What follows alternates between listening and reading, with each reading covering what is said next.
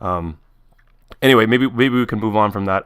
Let's talk a little bit about why I think you are very inspiring to me. How about that? Hey, we live and learn, inspire each other. Okay, Let's fair put it enough. that way. We met in San Francisco through another mutual friend of ours, and I think when I first met you, you were at a very exciting point in your life. There was a huge presentation that you were about to do for Y Combinator, correct? Correct. And when I met you, the energy kind of we just hit it off right away because I think we have equal levels of energy. We have equal perceptions of what the future is going to look like for us and how hard we work. And so I found that because we connected right away, having conversations with you was very easy. Agree. You're a great conversationalist. Well, one thing that I admire you a lot for is even though you had such a big project ahead of you, you hosted me as if it was just the same way as if you were like you weren't dealing with that huge project in the back of your head. And I think that's a really telling thing about your personality is that even though you had this huge project that we were about to do, you were casually handling me with ease. Yeah, sometimes I need a little break too. So that's I guess that's how, the respect I give to a friend. So you moved to the States to work. Yes. And originally you had a job in Canada when you graduated? No, graduated. I'm like, I've been looking around for work in Canada. Interestingly, I guess these days the graphics card are so hot. Back then, they were mainly two companies competing, AMD and NVIDIA. What did you study So in school, Peter? Electrical engineering. Okay. So in Canada, I actually tried to look for work basically at AMD, which also produces video cards. I had one interview over there, but that didn't go well. And within a month, I had another interview with NVIDIA, and that's how I transitioned into the US. I'm like, hey, you know what? If you're not hiring me, I'm going to work for your competitor. There you go. Free market. Did you want to stay in Canada after you graduated? Did you have any idea that you were going to go to the States? Oh, that's a good point. So here's the thing. Here's the thing. I went to Waterloo, which is like, it's I'm going to talk about a little bit my perspective. Because back then, Waterloo is a school that gives you co-op. So you work 4 months, study 4 months. So the whole thing ran for 4 years and 8 months straight with no break in between, maybe New Year off. Because those 4 months of work and 4 months of study, they follow each one after the other. So you kind of have to handle that yourself. Maybe during Frosh week every year, if we have school, we get 1 week off as seniors. But we stuck at the city Waterloo. I stuck over there for that long. So, gruesome winters. So afterwards, I'm like, hey, US, California sounds like a great idea. Plus, the pay is better. I didn't understand why Canadians did not compete at the same pay grade level. I guess I'm not guessing. I know that's why Research in Motion, BlackBerry went down because they were not able to retain talent from, let's say, top universities like Waterloo or capable individuals. The ones that they return. Sorry, no. Go ahead. No, I just wanted to interrupt you for a second with your how hard that was, like this uninterrupted education that you got from Waterloo. Like Waterloo's known to be one of Canada's top universities for producing very, very intelligent or very, very capable engineers of that sort, right? And scientists. I agree. Just because of the people over there, they are more so they're willing to take risks. For instance, one of my classmates. So we came in as 2 batches. One of the batches have to find work 2 weeks after you started school. university. I'm like, But whoa, where? But whoa, where? But whoa. where? Like, In water? what? Like in How? Kitchener? When everybody No. is, like, how would you find Right? work if you just They got? they just gonna give you company contacts, Okay. and then you just look, prepare a Oh, resume. 2 weeks into school, hey, here's what you do. that's pretty Tough cool. luck. Well, I that's was lucky. I'm lucky. I'm on the other stream, so I had 8 months of education before I start to search for jobs. So that means 6 months. Like one term is 4 months. So the first term I did not have to worry about work or finding the co-op. So that was headache. That was headache. But as good as Waterloo is, they you know what? If you got into a busy program, like so you have to dedicate a lot of time. You know, in hindsight, I don't know whether that's very good for you. Do you think that when they push you to look for a job 2 weeks into your program, what is the purpose of that? Because you have no experience, you haven't studied. Yep. What makes you think that you're gonna actually get a job or even feel like look competitive when everyone's just fresh I up? think, yeah, I think that. So you have 6 work terms. So even if you end up, working at a shitty job in the first work term, live and learn, right? To me, it's similar to the lions. How lions train their cubs. They push their cubs down the cliff in order to train. Well, in order to train them. That's the usual saying. I haven't really verified it, but it kind of makes sense. You just push them and see how they fail. We're going to provide the tools. We have like resume critique and try to help you as well as you can, as the best as they What could makes possibly do. what kind of friends do you build under that kind of pressure? Because I mean, university's not only just based on work and in Yeah. the future. You make good friends Yeah. from school. Yeah, yeah, I agree. I agree. I see that not only well for people who has the ability to survive harsh environments, Oh. like difficult subjects. So people who are smart and able to survive. Who did you But gravitate towards? Did you gravitate towards kids or friends of yours who were very good at their job and very smart, but not very? I mean, maybe they can be both. They come hand in hand.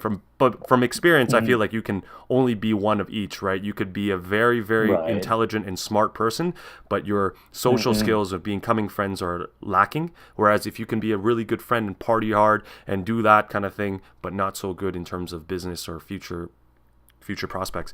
That's What did you true. find? That's true. What did you find? back then, man, back then I had no clue. Let's put it that way. This is why I've been pondering about the educational system in U.S. and Canada ever since, let's say, elementary schools. Sure, you kids have fun. Junior high, and high school. Okay, we study, average hard. Like we don't start the extra hard. But in university, you study quite hard. But the same thing repeats itself. For instance, after the exam, you perhaps after a week, maybe you'll forget like 50% of the stuff you learned. If you were to score the same exam again, I probably, let's say maybe 70. If I party right after, I'll probably fail. Do you After a week. so after your university, so let's say after university you work really hard and they push you to your limit, to your potential. Let's say if you use 80-90% of your potential to get through school or the program that you were in. After you get out of university or college, does that benchmark continue, or do you think that it drops dramatically? I think the whole system needs to be revamped to basically to a new way of learning. So, for instance, if you want to be, let's say, what's a common position, like let's say lawyers, right, or doctors, you have to spend 4 years learning life sciences. All those subjects that may not lead anywhere. Afterwards, you may not able to use 50% of the stuff that you learn. At least for me, I came from electrical engineering background. After I got my first job, which, interesting enough, I studied one course myself, and the interview was mostly about that course. I didn't even take that course in university. So, that course landed me the job. So, did my education land me the job, or just education is kind of like it's busy work. It's like a sticker that allows you to drive on the road. But in order to get to where you want to go, you take a certain route that may not necessarily. Man, Peter, you're making me think about like streamlining education. This idea that look, what happens is no matter how specific or how specialized you are when you get into university or post-secondary, it's like there's still a huge gap, right? You're still studying things that you don't need to in order to get to what you want to do. Because you did a massive jump from after university. You decided to do this interview at NVIDIA, and you said, you know what, this is not for me. I'm going to jump over to try something new in the States. Yep. And that to me is a sad part to this country, because what happened was they lost. It was sort of brain drain, right? They lost something. They did. I've seen so many talented people went to California for Google, for Facebook, for whatever startups of themselves. I mean, Canada invested so much in their education. Let me throw a number out there. That was 5 years ago, right? In 2012. Like my family wasn't very well off. So I had quite a bit of OSAP, like student loan piling up. But the cost of education is quite expensive. I pay about $5,000 to $6,000 for every 4 months. And that is only 1/3 of the total educational cost. The other third, considering Waterloo is a public school, comes from the government. And the last third comes from the successful donors of the school, basically past graduates, alumni. So international students pay upwards of $15,000 to like $18,000 per term, 4 months. Oh my God, like that's a lot of money. And then think about it. If 50% of the stuff you learn were not applicable to your potential job, bam, your investment lost $8,000 of its value. Would you invest in anything that gives you that kind of return? It's a terrible return. Like that's worse than buying a new car and then selling it after you touched it for maybe you drive it for 4 months.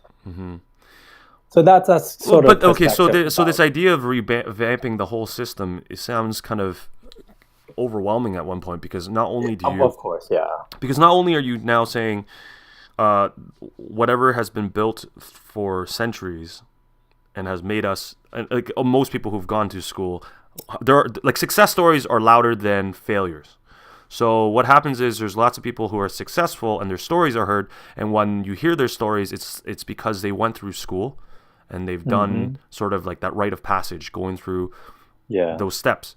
Now, if you were to tell us, that's not how it works, how, like, and I think a lot of things that you're saying right now is quite valuable. How do we streamline education? How do we move away from that? And what do we do for kids who are now, because there's a lot of other avenues that we can kind of go into, right, without having to go to school? Oh, for sure. I mean, going to school it's not going to get replaced anytime soon, but especially when you go into a university program where you got busy. Once you got busy, you don't have 24 hours a day. Normal people sleep 8 hours a day. You have 16 hours left. A few lectures that will probably occupy another 6 to 8 hours every day. And then the other ones, you probably do homework, blah, gone. You don't have much time to basically think strategically, work smart, and work hard as well. Because these days, machines are getting hella smart, hella capable.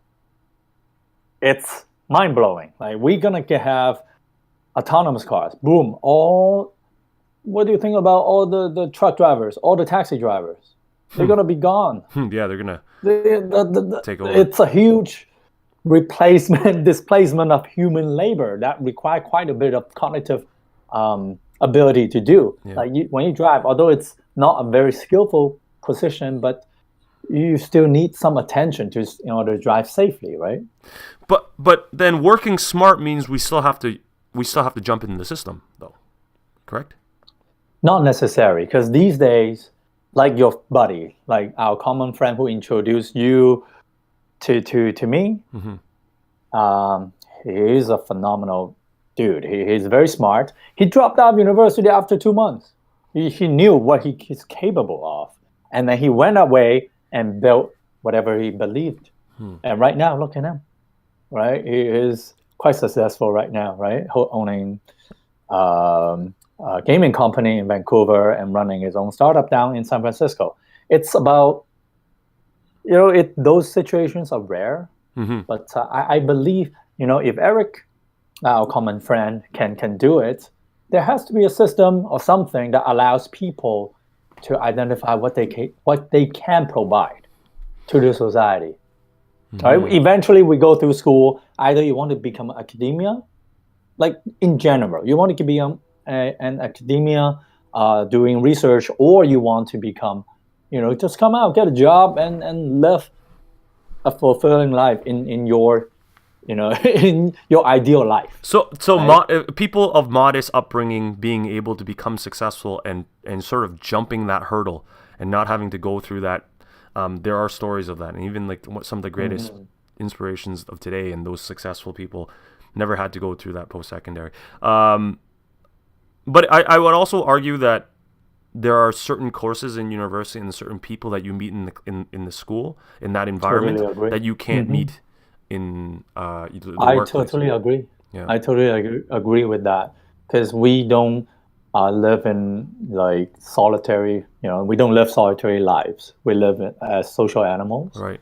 Right. So university is a great place. It's like going to work. You have your co-workers. It's a great place to put people in with similar abilities, similar-minded folks together, and build great things. Now, let me ask you this. Now, I'm going to move on a little bit more, Peter. I know that you're doing a lot of independent work right now, and you're sort of trying to figure out what your next steps are and what the direction is. And I'm sure you might have.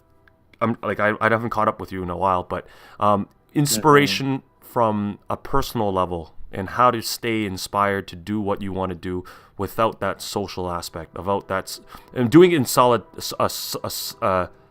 in a solitary way. Solitary way, man. I don't think I've been doing much work in solitary, because I have access to the internet, and internet is like an overwhelming place, right? It has a lot of information, and recently I've been like doing some self-studies on artificial intelligence, machine learning, deep learning. Because back in 2012, although this field is sort of old, but at that time, that's when the machines are getting more powerful, and these theories can be applied in a more in a better way. Like, let's say Google Assistant, like Amazon Echo is coming on, self-driving cars. They're all leveraging artificial intelligence in some way or the other, realizing the best of us playing Go getting beat. So that means it's hard to compete with machines in the long run. So I made the decision to study them and work with them. That's just one strategy I take, and just I take some courses online. That's the MOOC, Massive Open Online, or Massive Online Open Course. Right. And and you've corrected me. It's not like you're doing it in a solitary way. You're actually doing independent work, but highly connected because of the internet. Yes, yeah. Because I believe unless you are equipped, let's say, if you are a master, take some time off, meditate, do some independent thinking in solitary, because that's when you can question yourself over and over and over again on some in very, very important questions about what you do. So You need that people are because afraid of the- solitude, though, right, Peter? Like I'm pretty afraid of it. Like to sit down. Me too. But we only be able to grow if we step out of our comfort zone Huh. a little bit per day. Like I'm not asking you, just go lock yourself up for a year, Yeah. right? That's scary. Nobody wants to do that. You might not end up well. Yeah. I might not want to see you after a year after you do that, but do it, 5 minutes. You just take a little bit of time, 5 minutes. Just think about some of the decisions you made and why you made it. What influenced your decision? Okay. Like so keeping some mental models. Yeah. the way that you were saying to kind of grow from discomfort, when we make mistakes, chances are there are two ways to handle those mistakes. One way is to pretend that it never happened and move on with your life so you don't have to deal with it. The other way is to look it in the face and try to analyze where you went wrong. Yeah. And- So a lot of times we choose the easy way out. I totally agree. I do that a ton of times. If you know what I mean. yeah, but making the mistake in the first place, like knowing that you're gonna make the mistake, or if the mistake is gonna happen, and you know that the chances are, like, let's say taking risk is knowing that there is a huge chance you're going to make a mistake. That hurdle is a tough hurdle to make. This idea that you know that there will be something that can happen, something like you'll have a 30% success rate, and if you fail, it's not just like a regular fail. It means you fall face down, face plant on the floor, and it sucks. So let me try to describe the mentality that I was taught how to approach these situations. When something is risky, as an engineer, like that's how some like side things that I learned through school through my career is that try to gain some abilities to evaluate the risks objectively. Key being objectively. That means you kind of have to talk to quite a few people, evaluate your thoughts with a few mental models. Right? That's something I regret not doing earlier in life, is to study a little bit about applied philosophy. The philosophy basically is like teaching you how to think properly, putting things in order, and evaluate them in with an objective perspective. So that way you can evaluate what you are about to take on. If the chance of failure is too high and the end result is not worth it, you make your own decisions. Choose not to do it. Right? If you go to a casino, you know the odds. Oh, For instance, I definitely know know the a little odds. bit about that. Yeah. So if you continue to do it, it's not gonna. The casino is gonna win, right? But if you can evaluate your odds in terms of the work that you do, I have a 60% chance of success if I do 1, 2, 3, 4, 5. If I can gather enough traction, I can reach this success rate. Right. And if I keep doing it, you are bound to be successful.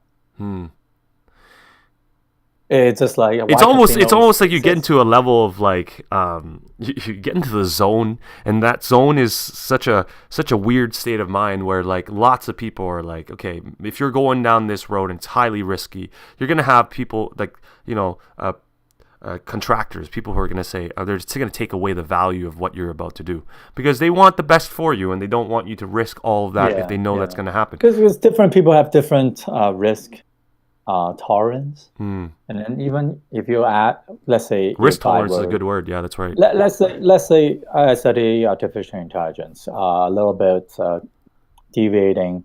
It's part of the tech scene, tech background that I come from. But some of my friends were like, "Hey, you know what? They were not looking very good in terms of the long-term benefits of studying artificial intelligence." So sometimes I take that as some advice, so I have to constantly come out and see what are the capabilities of this technology. Like some of my very smart friends, they will recommend against it. They will, I should get a job at Google and see what happens. Yes. I'm like, okay, I have to consider what am I missing out? Opportunity cost, which is like kind of significant. If I were working in San Francisco right now or California, I'd be making pretty good money. But whereas right now I'm not making anything, but I'm putting like fund my own fund to fund my studies right now. So I believe if I can do that, why not? Like, Well, yeah, that's extremely inspirational. This idea that you are taking a highly alternative way to move on with your life, right? And most people, even me, for example, like me is a perfect example of that. Is that I need to have a salary to continue living, right? And whatever I'm doing now, whatever creative exploits that I want to do, is sort of at the expense of extra time. So I find that as you get older, you notice that your energy levels are not as high. I mean, I can honestly say after 8 hours of a day working, I have to come home, and if I wanted to do this and be sharp on this stream that I'm doing, I have to take a 2-hour nap, right? But then the 2-hour nap, like, or an hour nap or whatever it is, will take away from what other things I have to do, like, for example, cleaning my house and keeping things clean and all that. So it's sad that our creative potential or our other potentials are restricted by what we need in life. So our everyday life requirements to live. Yeah. This topic is huge. I'm glad you are slowly realizing it. Time is something that we all have equally per day. If you were to do any serious thinking, serious learning, you have to carve out time first of all, prepare yourself. Let's say, like yours, take a 2-hour nap and then put out some quality conversations, talk about some topics that could benefit our future generations, if not our current generation, if not the older generations, right? Slowly, when I realized, like, it's similar, the world or America, we see the rich getting richer, poor getting poorer. It's because of capitalism, right? I mean, it plays a big role. But on the other hand, the smart is getting smarter.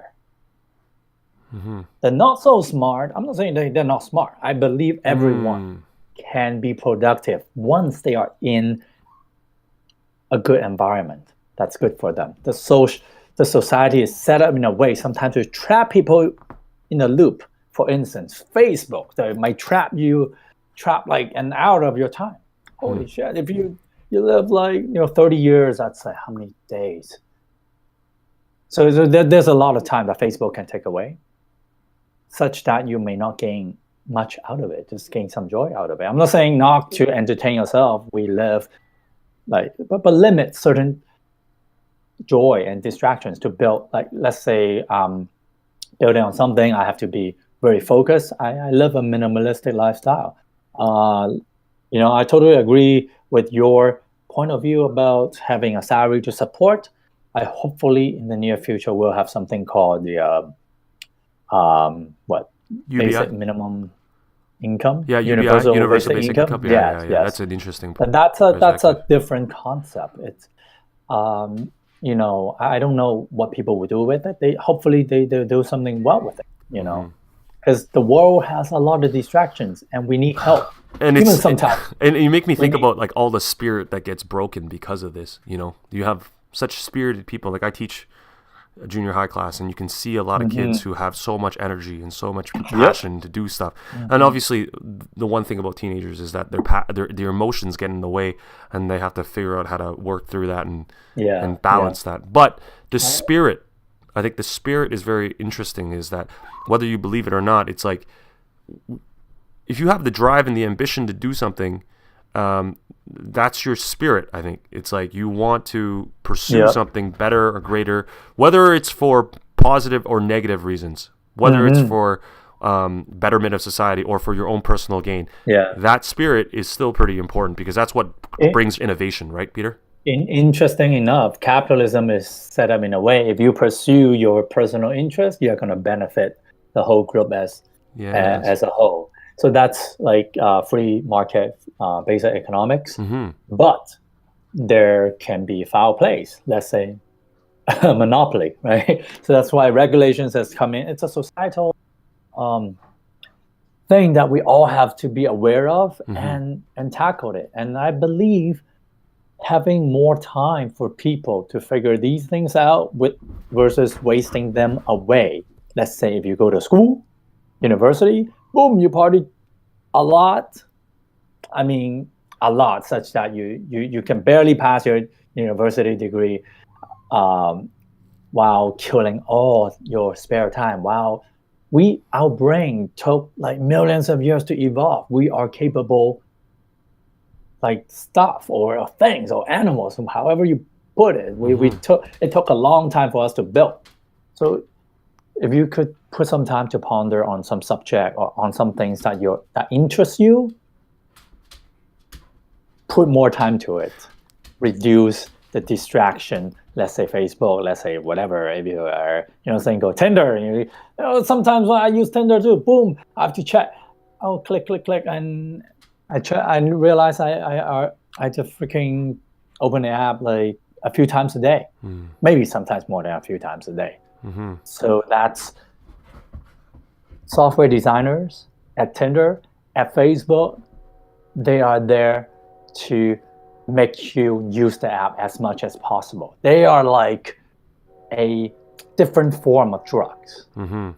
Let's not put just drugs. It's basically addiction to new information. They knew the weaknesses of our primitive brain, and they leveraged that against us to get ourselves to do impulsive buying. Hey, US impulsive buying is ridiculous. Everyone, I think on average, people carry over $10,000 of credit card debt in the US. That's one crazy thing up down south. Yeah. Your little monologue there, their little rant was honestly um, an example of your spirit. And with all of that in mind, whatever we just talked about for the last half an hour, and trying to kind of deconstruct what it means to have a strong spirit and to move forward, how do you automate yourself to know that all of that is your philosophy and how to live your life? How do you move forward in your everyday life to know, like we can't always think about this stuff all the time, because if we did, we'd just be sitting there, we actually have to take action, right? Mm-hmm. So those actions that you take, like, I mean, even now that you're talking about the addiction of and it's funny, chat was saying it is an addiction. Yes, some people agree. That these are the things that help balance us. We need some sort of form of entertainment, right? We need some form of love in our life, for example. It's something that, like, our human emotions, like going on Tinder is an extension of you perhaps looking for something more. Like for me, when I went on Tinder or went on dating websites, I wanted to see if I can find someone in my life that I can share my life with, right? And these things are important as well. Yeah. But how do you curb that? So back to what I was trying to ask you, like, how do you automate your life, Peter? How do you, every time you wake up or you go through your day, how do you rein it in? Right. Right. For myself, I try to put out one or two skill sets where I want to be a master of in the next 5 to 10 years. Something that I want to plan on doing for the next 5 to 10 years. For instance, artificial intelligence is one of them. That's why I should gear quite a bit of time and resources to it. Like basically that's your work. As an adult, like you mentioned, you have to bring in some income. So that's something that will bring some income. If I could master that art for the next 5 to 10 years, I can build on that art and get more income. Hopefully I can free up more time so I can experience other nice stuff that life has to offer. Wow. Throughout your day, you can continue after basic. Let's see. Try to download some. If you're on the computer quite a bit, I would try to download a plugin to see where I spend. Oh God. Well, okay. My laptop is about to shut down. So you would know where you are spending your time, right? Your energy is limited, but your time is like definitely limited. So you have a few limited resources. Manage those two. Let's say if you can. Have you ever noticed you carve out some time, you just don't feel like doing the thing you plan to do during that time frame? Absolutely. I think that's a very common thing. Yeah, it happens a lot, right? That totally means either you're tired or mentally drained. Have to come up with some ways to prepare yourself to tackle some certain stuff. What's the most optimal time? What's the most what's the most optimal state of mind do you think for you to come up with those? Like the chat said, or someone said, 5 years plan, 10 years plan. What is the optimal time to plan for those major hurdles or milestones? Because 5 years, 10 years, I think limiting your scope is a good way to get you focused in the short term, right? And I don't deny, I'm not like proactive on limiting your scope forever, because that's absurd. You should keep open-minded.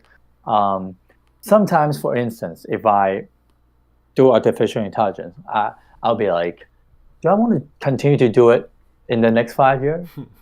What's the job market like? Do I enjoy doing it, first of all, right? That's a big one. That's a big one. Do you enjoy doing it? Yeah. Sometimes you enjoy whatever. You enjoy doing something, but that thing is not going to pay you. You're going to be broke as fuck. Don't do it. Treat that as a hobby, because such that you can slowly develop from there, right? You want to have something, let's say, bring you a good living. I think the key being, how can you free up a lot of time for yourself such that you can work on whatever you want to work on as a hobby? How do you? I think the main question is, how do you? Oh, sorry. Go ahead. Free up time. Oh, well, what's your question? No, I was just thinking that the way that you optimize these, like the way that you were explaining it, it almost seems like there's a way to optimize the time, like the where you allocate these time sinks. What if it was like dating, for example? Something as like, if someone wanted to get married, or if someone wanted to find a girlfriend and stuff, do we think about it the same way? Do we think that, look, I'm going to dedicate about an hour today to going on looking for someone that I can spend my time with? Like, does that sound weird?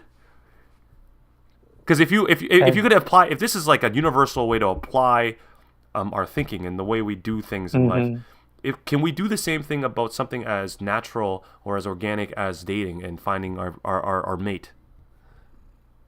If you're looking for a lifetime partner, hey, an hour a day, that doesn't seem too much, right? You have 24 hours a day, right? If you find somebody you're going to spend majority of your time for the rest of your life, for instance, yeah, it's worth the investment of the time. Do you calculate it? Are you like intentionally you should track it. I'm not saying should only track it when you feel you're running out of time. Oh, okay. Because I'm sure we sometimes have a lot of stuff that we want to get done and we never get around to it. Why? Either your lack of time or energy or both. And then since we are so recently, I read into this philosophical thinking called Stoicism. Is like you can only control your own thought and your own actions most of the time. Learn how they work. Learn how you're not giving away your time like easily. Your time is very, very precious. Sometimes I will be like, hey, you know what?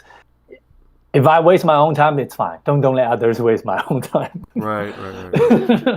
Right. And then once you cut out the possible time wastements or wasting time from external sources, it will be only yourself that's doing the time wasting. Will there be a period in your life or anyone's life where wasting time is actually not bad at all? Depends on really depends on what people think about how to use their time. Sometimes you enjoy a good walk, maybe you swing it out a little bit longer. My thought is we humans are addiction machines. If you love something, you'll keep doing it. Let's say games, for instance. You play a new game, you want to beat it. You're not going to eat. I'll say for myself, I'm not going to eat for a little bit. I'm going to eat very little. Just chuck some energy drinks and go on until I beat the game. I get all the adrenaline rush and dopamine releases to excite my brain. It's like drugs. But for what? Sometimes sit back and see, hey, for what? Why am I doing this for? For instance, I live a minimalistic style, kind of like a minimalism stuff. Sometimes at the beginning, it's fun to toss out some stuff, donate some clothing. But if you don't, because that gives you this some satisfaction, you'd be like, hey, I actually, getting better, feel elevated in spirit, in character. But some folks you can let that run wild. You'll be like, oh, how can I throw out more stuff? How can I help my friends throw out more stuff? Because that's when you throwing out stuff gives you dopamine release, gives you excitement. If you start to do that and let that take over why you're doing it at the first place, which in my case is to free up some time so I can leave some decision powers rather than pick up what to wear, so I can think about how to better learn what I want to learn. Chrissy Bell says everyone has a different definition on what wasting time is. Do you agree? Disagree? Oh, for sure. I totally agree. And this is why I wish our educational system and friends, mentors, can basically help us to realize what we really want in our own life. Because we live in a free world. I totally agree with Christy, is that his name? Yeah, I totally agree with him. Yeah. Our ability to create time for ourselves, to pursue activities that we want to do. Is time It's a blessing. Is time fabricated though? I mean, time is just another like the thing is time is just a way to track the inevitable, which is our death, really, right? So yeah, once you die, you die. So you don't have. And then what about people who believe that there is life after death? I mean, this sounds kind of out there. People who think that, I mean, because there are lots of people I think that I've met that know that, this is not the only time that we have together. And I would like to keep an open mind for that, because let's say closely relating, let's say 150 years ago, 200 years ago, we have no way of knowing, let's say, what was that? Electromagnetism. Basically, radio waves, X-ray, whatever, all those stuff we couldn't see. Now we have all these radio waves that we can use it to our advantage. I would like to keep an open mind such that, hey, there could be life after death, right? It could be. I don't know for certain, but for the years I live on Earth, those time are also, it's really depends on your belief system, your religion, on how you want to carve out time. Sometimes I feel I want to help people. So when I carve out time, I'm going to do some volunteer. I want to help, build the world, to leave the world a better place that I come with right now. Because a lot of times the capitalism, the globalization brings us a lot of goods, a lot of conveniences at the cost of our future generations. Who the system is not built to reward that yet. The system is, the more we consume, the better the country is right now, at least. So really, I hope there are a lot more people, can free up time for themselves to help others, to help yourself, whatever, to do something that you enjoy. Did you know that Chrissy Bell says, "Did you know that there are people who are allergic to Wi-Fi?" I didn't even know that. That sounds pretty crazy. Oh my goodness. Actually, I don't know, That's but pretty I did interesting. not know that. I did not know that. That sucks. I don't. Because Well, luckily we Wi-Fi is have huge, LAN man. Like connections. it's everywhere now. Yeah, yeah. But you can work with LAN connections. Um, I mean, internet. Yeah, some people. I feel even more sorry for people who are allergic to sunlight, because sunlight, man, Oh, that's true. That's everywhere. this is But just Wi-Fi is suffering. create like Wi-Fi is like a man-made construction, right? Like if you Yeah, walk down the yeah. street, you're getting like is there a law that where you can protect yourself from Wi-Fi because it is generated by like D-Link or I don't know. I'm just Yeah, asking questions. that's another topic, man. You're taking care of the people who are at a disadvantage, Yeah, who are yeah. not within the norm. What is a norm, right? Like I stopped believing norms. If you live a normal life, you're not living your life. Mm, Go put some time, think about what you want to do, go mm, after it, create some time for yourself, mm. go for it. The key part is creating time for yourself. Once you can do that, help others to do it. I'm sure people can use more time. Very good. the, but what's killing me right now is like in thought is that kids have a lot of time, Hmm. but they're just chilling. Mm-hmm. They're chilling because the educational system might, let's say, parents really want kids to score on exams, and there's a lot of tools after school programs to help the kids to score high on the exam. But come on, man, after your graduation, after university, you get a job. I guarantee you 50% of the stuff you learn, that's a conservative bet. 50% of the stuff you learn, you pay a lot of attention to as a kid, it's going to be wasted. I recently, I think the other day I sent you a video about how information gets turned into knowledge and gets turned Right. into wisdom. Mm-hmm.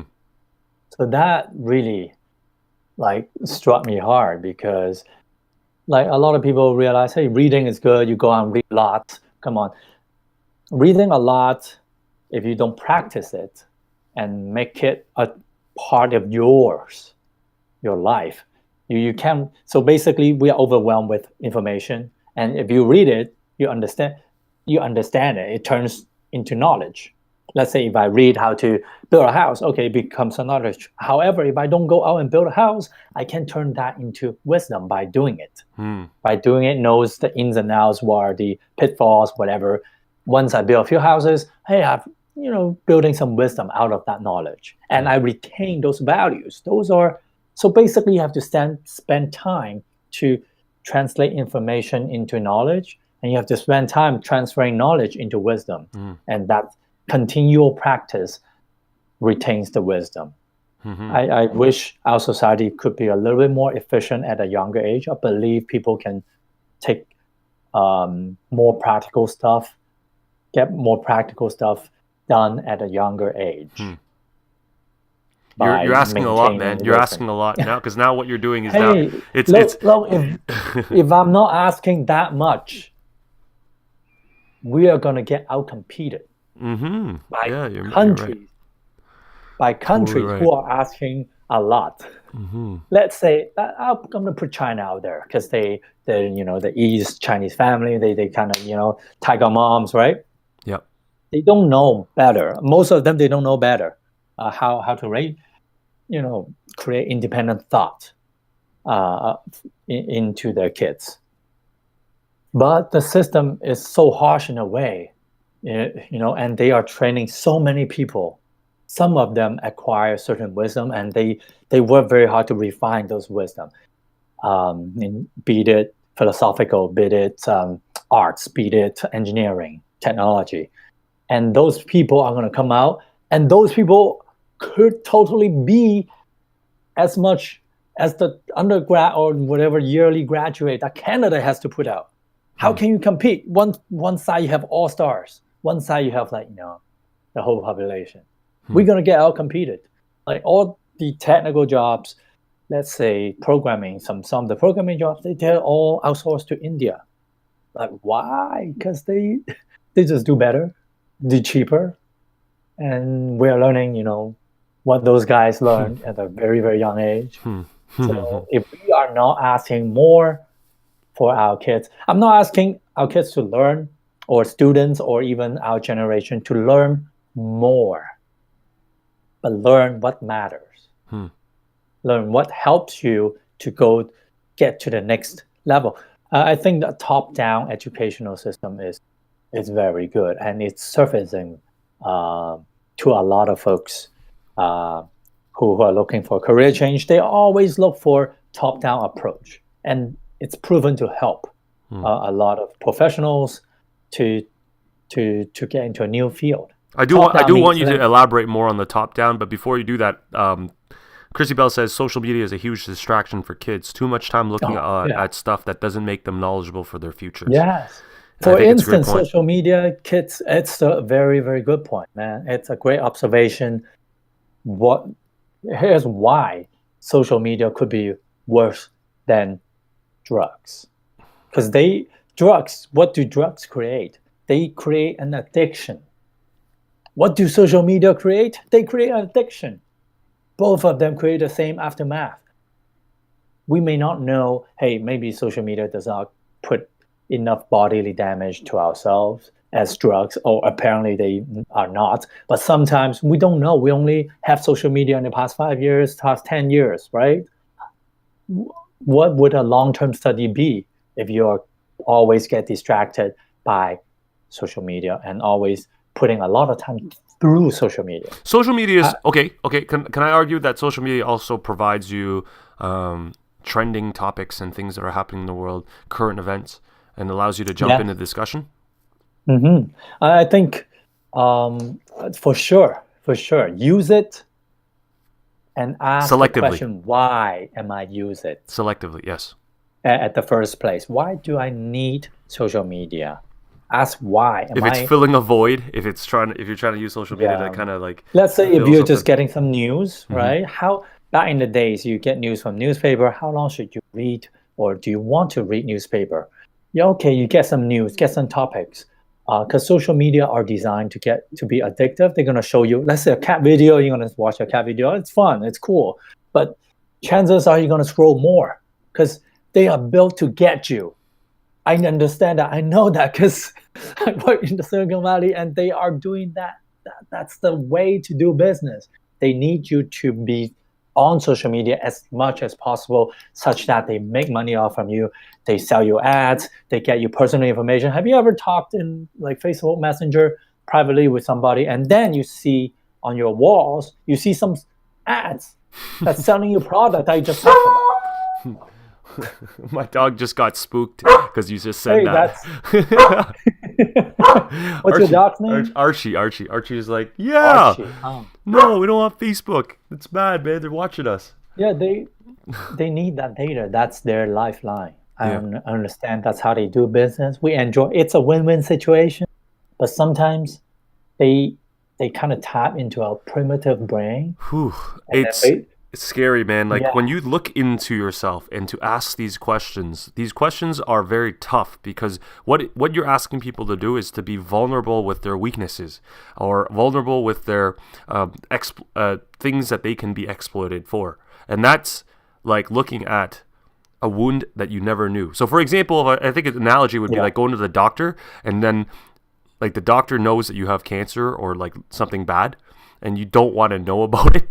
Because the moment you know about it, kind of like, it's like, damn, now I'm going to have to go through that whole shock and all that stuff. It's sad. You want to be in denial and go through those 5 stages of whatever it is. It's the same with social media, is that like, or anything that we're addicted to. We don't want to talk about our addictions. We don't want to talk about how people can manipulate us because we are weak. We'd rather just kind of live without questioning. Beautiful life, man.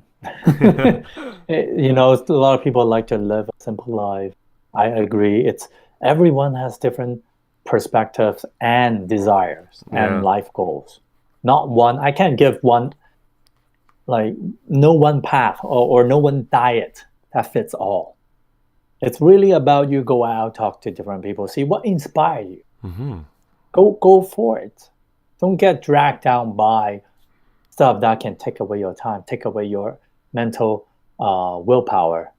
to do data processing. Sometimes you want to do something great in your life. What break it down? Take time to achieve step by step. I love how this conversation, we can go on for this forever, but I'm going to carry it on. I just want to keep asking you questions, Peter, and I don't really care about the time anyway.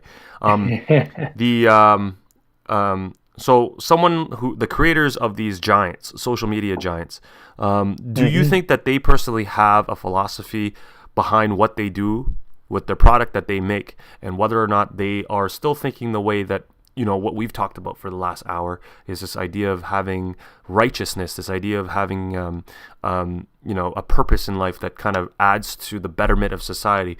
Do you find that if we are making enemies against these giants, because what we're saying is that these guys are taking away from a lot, and their distractions and taking away from us, do you find that people have lost their cause, or are they still on the same cause, like the producers of this content? Why I'll put out something like tobacco company, right? They knew tobaccos are bad for your health, but they try to put a lot of fundings to fund studies saying, hey, this is actually good, not related to cancer. It took a long time to find credible studies, to have enough funding to basically fend them off. And I mean, tobacco, this thing is natural. You just try some herb, you smoke it, and feel good. Wow. Hey, and people have been doing it for years. Nice, right? But it's bad for you. And I would say that's a crazy example, man. That's a really sharp example. I would say social media, internet, when they are able to hook you. Hey, this is all about the hook. They try to get you hooked. Netflix trying to get you hooked with TV series, right? So I'm sure people easily get hooked with TV shows, and that's how they can be successful.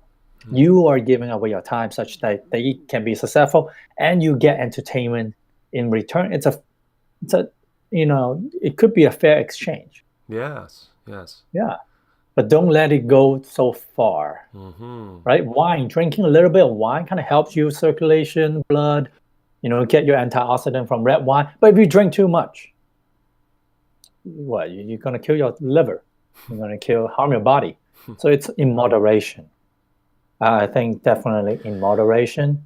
And to these companies, they don't want you to be in because they are in a system to extract as much profit as possible. So it's fighting against putting moderation. They want their metrics to go up. If you ask any Facebook, Google engineer or product manager, they need to have more subscribers, more users, more time spent on whatever, more ad revenue. They need more and more and more to satisfy their shareholders. The system is set up to not benefit the society. Government has to step in. Activist groups has to step in. We have to step in to educate our younger generation, like kids. Kids are defenseless against addiction.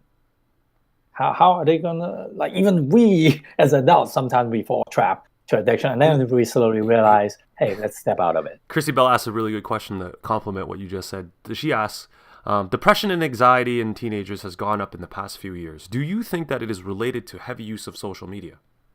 Can you find that correlation? I don't have a huge study backing up, but I do see some of my friends who have babies say, whenever when the parents are doing something, they toss them the iPad, the phone, they play games. They play whatever that's taking their time, put an ease to the kids' time. And I've been a gamer before. I play those. You do it, and it kind of put your mind at ease, such that it slowly drains away certain computational power. And you're not doing any training. You're just receiving. You're getting entertained. You're not developing any skills, life skills. Some would argue some would argue that those games train reaction and train thinking and logic. But what if it's giving you addiction that's you're worse off, even if you gain certain abilities? Let's say if you're diabetic, hey, pumpkins have some good stuff that helps patients. But the carbs the carbohydrates, the sugar that it comes with harms the patient more. Right. So you kind of have to weigh your pros and cons. In moderation is key. I believe we are in a world that we have to constantly fight off addiction, whether it be, oh, I see that cheesecake, I want to down the whole cheesecake. Gosh, I want to fill my whole stomach with the cheesecake. Yeah. That thought comes to my mind sometimes, man. The long-term ramification could be bad, but God, your example is so illuminating, because now I'm thinking about laissez-faire economic system where you are making things, and so long as the market demands it, you're going to make more and make profit off of it. That's exactly right. I mean, I'm going to make a very large jump here, but death pushing people to die is a business. Like you bring back the tobacco industry of the last 100 years, they made sales off the death of hundreds of millions of people. And it's still the case. I mean, even third world countries, that people still smoke because they don't really understand the implications of the health. And it's now you look at it and you go, wow, I cannot believe people do it. But there's a lot of addiction. Addiction is a strong thing. Yeah. So now it's driven by. Go ahead. Oh no. So this idea of laissez-faire economics it's not in the well-being. It's not design. That system isn't designed for the well-being of people. No. Am I jumping? Am I making a huge... I totally agree with you, because, man, this is amazing thoughts, too. Good stuff. Because pushing people, I never thought of it. That's why we have conversations, to feed off each other's brains and move forward as a human species. See, tobacco companies, they make lots of money by selling tobacco. There's also another reason why this thought just came to mind. Hey, if they actually caused more sickness and they actually knew about it, wouldn't the drug company be pretty happy that tobaccos are not banned? Right? They can sell more medication, sell more medicine. Right now, unfortunately, look at what the world is being measured. The world is being measured by GDP, not by your overall living standard, not by your happiness. The world is being measured actually, by GDP. Canada's ranked number 2, and one of the reasons why I can't in the world, the second country in the world by this recent study, because of adventure. and freedom.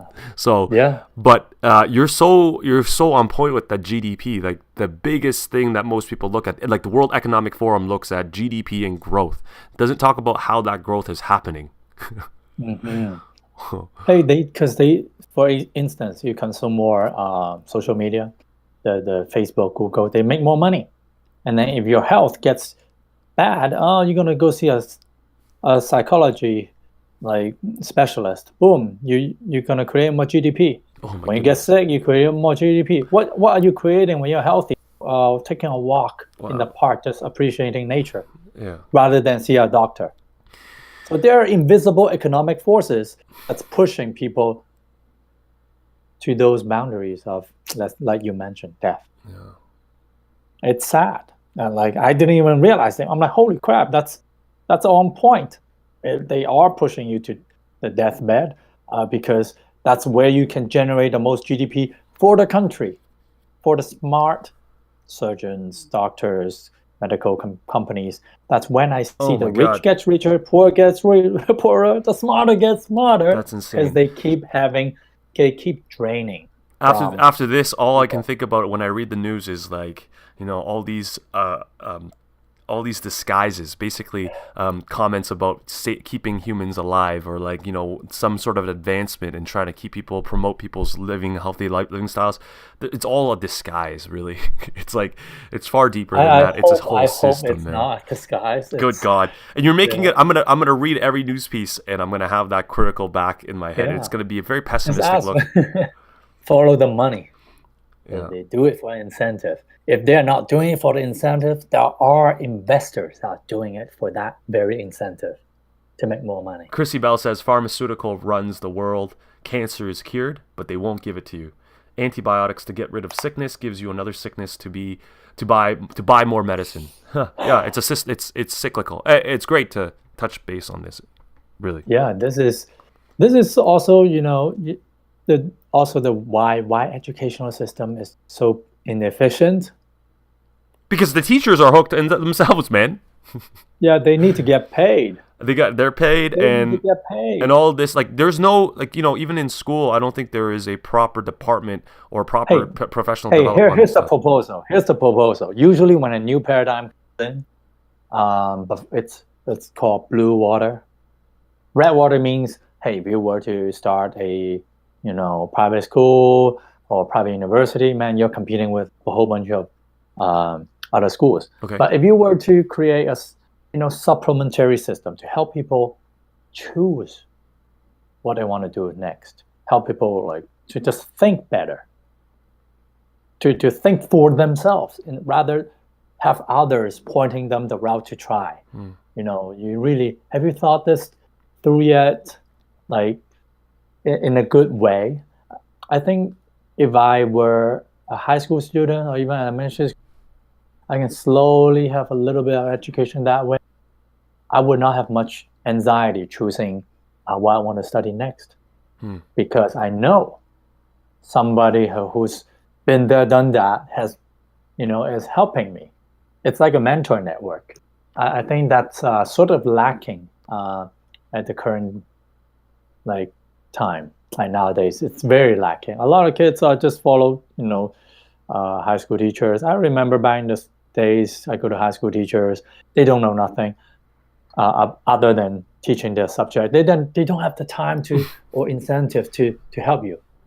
Unlike you probably would. You're nice and helpful person. Well, no, you actually, Peter, you're right, because sometimes what if you're trapped in a school where the only teachers that are available who are considered to be the beacons of the future, right? Like I feel like teachers have such a huge huge shoes to fill. Like we are examples of everything in the future. And then let's say if you do have that, like now you have teachers who are let's say if there are teachers who are subpar at your school, and the only people you can turn to are these types of people, then you're probably going to turn out subpar, man. Yeah, go ahead. No, and then and it goes to say like so yes, just like those are what's available. So back to what you were saying about the whole ability to choose what you want. I feel like makerspaces are really huge nowadays, where you kind of walk into a sort of a place, and there's all different types of technology and things that you can't possibly afford on your own, but you can try out some of these things with mentors there. So that sort of system, that I think that's going to be a next step for education, is that instead of having you specialize with this, like you give too much onus on one teacher who teaches you language arts, for example, one teacher who teaches you mathematics. That is a very crippling and small, like sort of like tight way of learning. It's closed-minded. You have everything, you rely on that one person to give you everything that you get, and then on top of that you have 30 students. Yeah. Right. So here's my suggestion. It's like the internet is a beautiful thing because you can record, let's say, our conversation. You can cut and extract the key pieces, the key insights that we talked about. So as teachers, they can make little videos, teach little things, right? How kids can do better in school. For instance, a lot of times I hear graduates can't find job because their skill sets are not matching what the industry want, and the industry are changing so fast. I'm not sure about the colleges or tech institutes, but universities, in the first 2 years you learn a lot of basic stuff, like basic math, like integrations, differentiations, all these like basic stuff, but without building a connection to what you want to do. Why do I want to go to university at the first place, right? So I can equip with go with some training. That brought us back to the top-down chat education. It's like, oh, do you want to try this profession? Do you want to try that profession? Do you want to try this? Yeah. I see what you're saying. And you know what? Let's say Here's a simple example of how it can be done. How what top down is about. Let's say if you want to be a surgeon, so you're gonna have basically people can show you a video, be like, hey, here's how to replace the heart of a mice, so you can actually save this animal. So you can do so for the humans later on. But how, you need to know a lot of stuff before you can touch that, right? Right now, the university system, they teach you all these life sciences, all basically basic stuff for 4 years, and then you have to go on practice long ago before you can actually go and perform one of these procedures. Right. What if you kind of have you can have a mediocre thing, you can perform some of these stuff with animals, Yeah.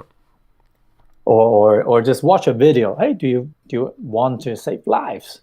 So if you do, here are a few things you need to master before you can take that step. You walk one layer back. Like, what do you need to know on one layer back, and then you work backwards to see if the end result, do they justify the means of going through all the necessary prerequisites to attach to get to that level. Mm-hmm. Let's say building cars, right? Maybe I'm not too familiar with the surgical example, but building cars, a lot of kids 16 years old, you can drive. You can drive. Do you want to build cars? Let's say, for instance. So here cars come into body, wheels, electronic system. So you gain a basic understanding about different components and then what goes into it, and then you build backwards and down to the electronic level, down to the mechanical level, down to the aerodynamics level. Then you realize, holy crap, the stuff I'm learning right now has implication that helps me to perform what I want to do, let's say, in a few years. I hope this kind of teaching can motivate people better. Thanks, man. That's really good. I'm thinking about my own practice and how that can work.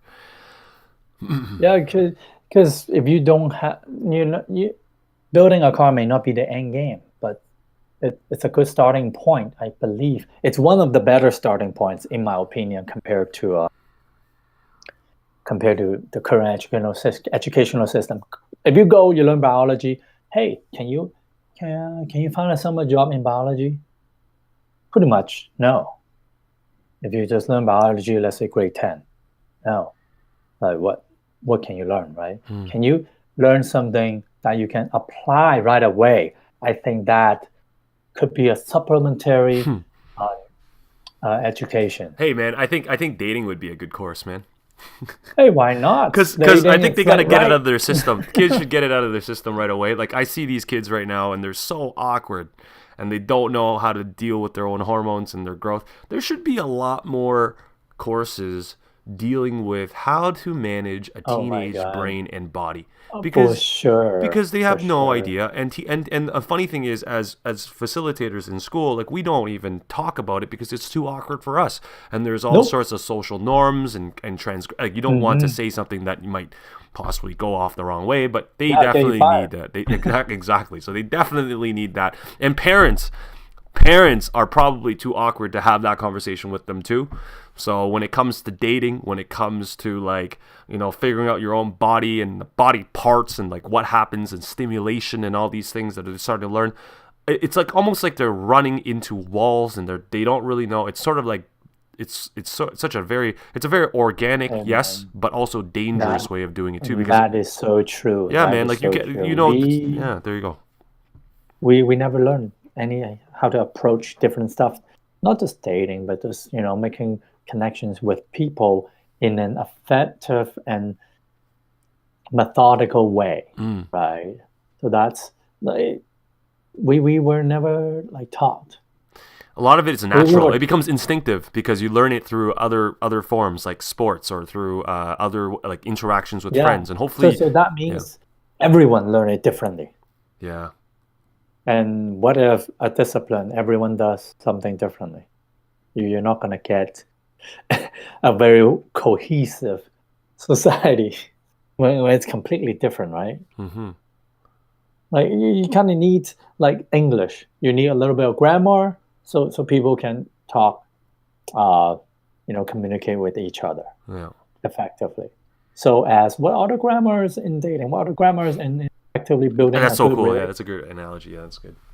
All right, Peter, man. I think Yeah. let's in closing, I really want Ooh, you to first of all, I want to thank you for doing this, man, time because flies. holy cow, man. It's honor. It's Yeah, honor. and I wanna ask you what you see yourself doing or like what are some big plans for yourself? Are you excited? What's the next exciting thing that you're gonna do in your life? It doesn't matter. It doesn't have to be some grandiose, huge thing. But what are you excited about? Well, excited about is that hopefully I can create more time for myself Hmm. um, by studying this artificial intelligence stuff. Basically get a position in the field, which I chose as an alternative field than what I was doing before. I've got good confidence about its future in 5 to 10 years. So hopefully I can carve out more time for myself in that time frame where, like we just discussed, I want to help kids or same generation to learn better, to not waste time on on things that they do not think they need. And we Hmm. can guide, right? We can guide on certain disciplines. It kind of comes off to this thought of like the X-Men series when you have a little college and you just teach them different materials so you can apply in your day-to-day lives. Hmm. Teach what you can apply. I think that's something I want to tackle within the next 5 to 10 years. Okay. Be it for professionals, be it for high school kids, be it for university students. I think that's necessary That's to cool. help us to compete better in the international level. So as well as government not wasting too much resources on, just throwing time and resources away. Excellent. It's very noble, man. And I will continue chatting with you offline. And I want to have you Good back on the stuff. show again, man. Like I feel like there's a lot of things that we didn't cover, and we were just kind of. But when I think of something, Yeah, I'm gonna have you come sometime. back on. Yeah. Yeah. Well. Sounds good. Sounds good. All right, man. Thanks Have a very good night, much, man. man. Thank you very much. Thanks for having me. Okay, dude.